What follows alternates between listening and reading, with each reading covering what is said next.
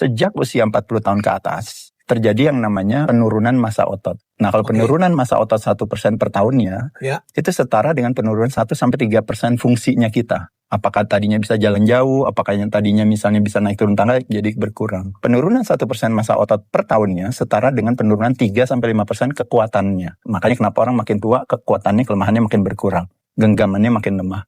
1% massa otot hilang, itu setara dengan 8-10% speed and explosiveness, artinya kecepatan. Nah, makanya kenapa orang tua slow motion. Nah, jadi kita bisa lihat di sana adalah terjadinya penurunan massa otot akan berpengaruh terhadap penurunan massa kekuatan tulang. Nah, jadi permasalahan tulang itu disebut namanya osteopenia di tahap awal.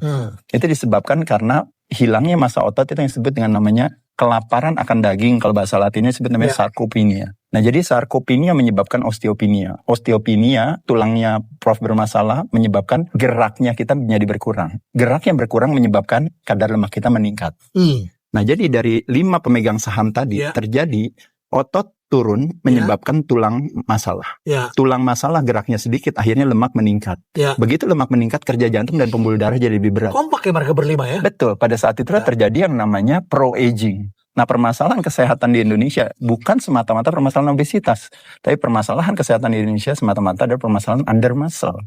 Jadi ketika ototnya dilatih, maka tulangnya kuat terangsang, maka pada saat itu geraknya normal, kadar lemaknya bisa dipertahankan, dan pembuluh darah serta jantung bisa berjalan. Makanya kenapa saya katakan, semakin usia semakin tua, terutama di umur 40 tahun ke atas, kebutuhan latihan beban menjadi prioritas.